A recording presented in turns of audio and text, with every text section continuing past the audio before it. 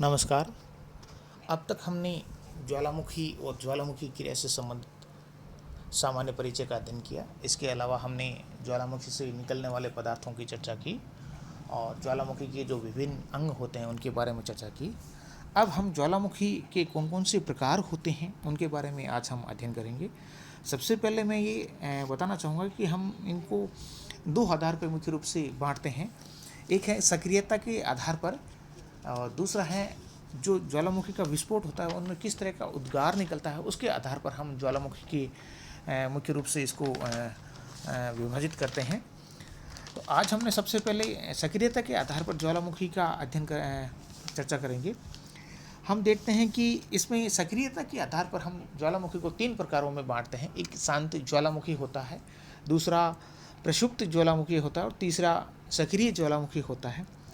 सबसे पहले मैं शांत ज्वालामुखी की बात करूं तो जब किसी ज्वालामुखी का उद्गार पूर्णतः समाप्त हो जाता है और उसमें उसके मुख में जल आदि भर जाता है और झीलों का निर्माण हो जाता है और उसमें पुनः उसके उद्गार होने की कोई संभावना जब नहीं रहती है, इस तरह की ज्वालामुखी को हम शांत ज्वालामुखी कहते हैं। भूगर्भिक इतिहास के अनुसार उनमें बहुत लंबे समय से पुनः उद्गार नहीं हुआ हो, ऐसे ज्वालामुखी को हम शांत ज्वालामुखी कहते हैं। जैसे ईरान के कोह सुल्तान और देवमंत शांत ज्वालामुखी के प्रमुख उदाहरण हैं। इसी प्रकार ब्रह्मा जो म्यांमार में है, पोपा एक शांत ज्वालामुखी का उदाहरण है। इसके अलावा हम देखते हैं कि चिम्बुरुजी जो दक्षिण अमेरिका का है वो भी इसका मुख्य शांत ज्वालामुखी का उदाहरण है। सेंट ऑर्थर शीट जो ग्रेट ब्रिटेन में है, ये भी इसका मुख्य उदाहरण है। इस तरह से वह ज्वालामुखी जिनमें लंबे समय से कोई उद्गार नहीं हुआ हो और आगे भी होने की संभावना नहीं है, उसको हम शांत ज्वालामुखी के रूप में शामिल करते हैं। इसके बाद में हम बात करते हैं प्रक्षुब्ध ज्वालामुखी। प्रक्षुब्ध ज्वालामुखी की बात करें तो ये एक ऐसा ज्वालामुखी होता है जो काफ़ी समय से शांत पड़ा रहता है तथा उसमें पुनः उद्गार के लक्षण नहीं दिखते हैं, पर अचानक उसमें विस्फोटक या शांत उद्भेदन हो जाता है जिससे अपार जनधन की हानि उठानी पड़ता है। ऐसे ज्वालामुखी जिनकी उद्गार के समय और उनके स्वभाव के विषय में कुछ भी निश्चित नहीं होता है तथा जो वर्तमान समय में शांत से नजर आते हैं, प्रक्षुब्ध ज्वालामुखी कहलाते हैं। जैसे हम देखते हैं मुख्य रूप से वे ज्वालामुखी जो कि बारंबार विस्फोटित होते रहते हैं, परंतु इनकी दो विस्फोटों के मध्य कुछ वर्ष से सैकड़ों वर्षों का अंतराल हो सकता है। ये ज्वालामुखी सर्वाधिक विनाशकारी माने जाते हैं क्योंकि शांत रहने की अवधि के दौरान यहाँ पर व्यापक जो अधिवास एक तरह का विकसित हो जाता है। जैसे उदाहरण के रूप में बताऊँ तो इटली का वेसुवियस ज्वालामुखी जिसके परमाणु हम देखें तो इसका जो विस्फोट 79 एडी में हुआ, उसके बाद में 1631 एडी में हुआ, उसके बाद में 1803 एडी में इस तरह के विस्फोट हुए। इसी प्रकार सुंडागर्त में जो इंडोनेशिया में स्थित है क्राकोटोवा जो द्वीप है उसमें ज्वालामुखी के बारंबार विस्फोट हुए हैं। जापान का फ्यूजियामा है आदि इसके जो प्रमुख मुख्य रूप से उदाहरण हैं। भारत में भी हम बात करें तो मुख्य रूप से जो बेरन द्वीप जो अंडमान निकोबार में बेरन द्वीप पर स्थित जो द्वीप है, इसमें भी काफ़ी लंबे अंतराल तक कोई विस्फोट नहीं होता, पर वर्तमान में कुछ समय से इसमें धुएं के रूप में कुछ निकलता हुआ दृश्य होता है, जिससे हम इसको प्रक्षुब्ध ज्वालामुखी में शामिल करते हैं। अब हम बात करते हैं सक्रिय ज्वालामुखी या जागृत ज्वालामुखी। जिन ज्वालामुखियों से लावा, गैस, विखंडित पदार्थ सदैव निकलते रहते हैं, इन्हें जागृत या सक्रिय ज्वालामुखी कहते हैं। 500 के इन वर्तमान में के समय में इनकी जो संख्या है वो लगभग 500 के आसपास बताई गई है, परंतु इनमें जो प्रमुख हैं वो इटली के एटना है, स्ट्राम्बोली है। स्ट्राम्बोली ज्वालामुखी है, इसको हम भूमध्य सागर में सिसिली के उत्तरी द्वीप में लेपारी द्वीप में स्थित है। इसमें सदैव प्रज्वलित जो गैस हैं वो निकलती रहती हैं, जिसके आसपास का जो भाग है वो प्रकाशमान रहता है। इसी कारण इस ज्वालामुखी को हम भूमध्य सागर का जो प्रकाश स्तंभ है उस रूप में हम जानते हैं। जून 1991 में फिलीपींस में पिनाटुबो ज्वालामुखी का उद्घाटन हुआ, तब से आज तक 1993 तक वह लगातार इसमें सक्रिय ज्वालामुखी रूप में शामिल है। फिर हम इसमें इसके और भी बहुत सारे ऐसे उदाहरण हैं। कोटोपैक्स जो दक्षिण अमेरिका है, मोना लोआ हवाई द्वीप का है, माउंट एटना है जो सिसिली द्वीप में है। इस तरह की जो उदाहरण है, इनमें लगातार किसी न किसी रूप में सक्रिय रूप से ज्वालामुखी विस्फोट होते रहे हैं। अब हम दूसरे तरह से ज्वालामुखी उद्गार की बात करें तो उद्गार के आधार पर जो ज्वालामुखी विस्फोट होता है वो दो तरह से होता है। एक दरारी उद्भेदन होता है और दूसरा एक केंद्रीय उद्भेदन वाले ज्वालामुखी होते हैं। दरारी उद्भेदन की हम बात करें तो जब किसी विस्तृत दरार से मैग्मा बाहर निकलता है या निःसृत होता है तो इसे दरारी उद्भेदन प्रकार का ज्वालामुखी हम कहते हैं। इसमें लावा है जो अत्यंत पतला होता है और दरारों से उद्भेदन के कारण इसमें आंतरिक दबाव नहीं बन पाता है, जिससे ये अविस्फोटकारी होता है। आइसलैंड में इस प्रकार की ज्वालामुखी बहुतायत में या मुख्य अधिकता में पाए जाते हैं और इस आधार पर इस आइसलैंड को ज्वालामुखी आइसलैंड भी मुख्य रूप से कहते हैं। दूसरा जो हम मुख्य रूप से देखते हैं वो ये है कि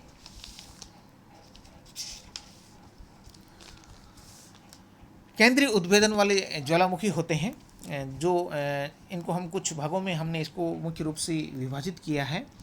उन विभागों की मैं चर्चा करूं तो हम मुख्य रूप से मैंने इसको हवाइन तुल्य ज्वालामुखी, स्ट्राम्बोली तुल्य ज्वालामुखी, वल्केनियन ज्वालामुखी, पिलियन तुल्य ज्वालामुखी और विसुवियस तुल्य ज्वालामुखी विस्फोट के रूप में हमने इसको मुख्य रूप से विभाजित किया है। हम देखते हैं कि इनका जो मुख्य आधार है विस्तृत करने का या इनको विभाजित करने का, वो इनके विस्फोटक के आधार पर इनको लगभग मुख्य रूप से विभाजित किया गया है। इस प्रकार की जो ज्वालामुखी होते हैं इनमें रासायनिक संगठन की अत्यधिक महत्ता होती है। जब सिलिका की मात्रा अधिक होती है तो विस्फोटक स्वभाव भी अधिक होता है। इस आधार पर इसकी 5 मुख्य प्रकार माने हैं। जैसे हवाइन तुल्य ज्वालामुखी, ये एक बेसिक प्रकार का लावा होता है, ये मुख्य रूप से शांत होता है। इस प्रकार की ज्वालामुखी का उद्गार बहुत ही शांत ढंग से होता है और विस्फोटक वो जो बहुत कम होता है। इसका मुख्य कारण लावा का पतला होना है तथा गैस की तीव्रता में कमी का होना है और इस कारण गैसें धीरे से लावा से अलग होकर भूतल पर प्रकट हो जाती हैं। निकलने वाले जो विखंडित पदार्थ होते हैं वो बहुत ही नगण्य मात्रा में होते हैं और उद्गार के समय लावा के छोटे छोटे पिंड गैसों के रूप में ऊपर उछाल दिए जाते हैं। इसमें हम देखते हैं कि जब वायु द्वारा ये लाल पिंड रोक लिए जाते हैं तो लगता है कि आकाश में लावा पिंडों की केसों की तरह उड़ रहे होते हैं। हवाइन द्वीप के लोग ये अपनी अग्नि देवी पीली की केस राशि के रूप में इसको समझते हैं। इसका उद्गार खासकर हवाई द्वीप पर होता है, जिसके कारण इस को मुख्य रूप से इसका जो नाम है वो हवाई प्रकार की हवाइन तुल्य ज्वालामुखी के रूप में शामिल किया है।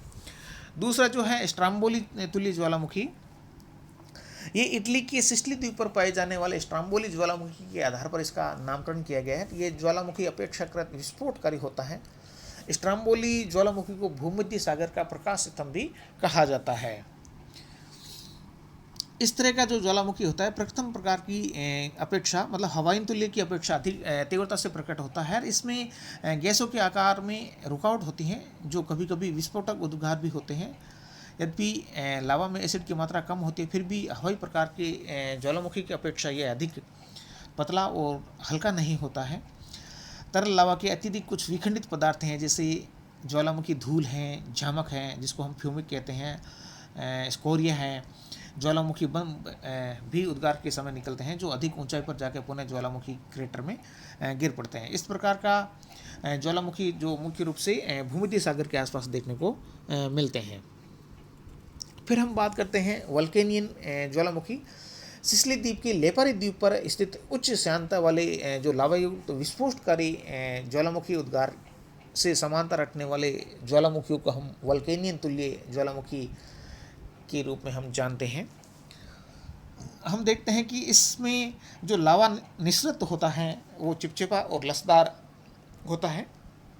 दो उद्गारों के बीच ये ज्वालामुखी छिद्र पर जमकर उसे ढक देता है। इस तरह गैसों के मार्ग में अवरोध हो जाता है।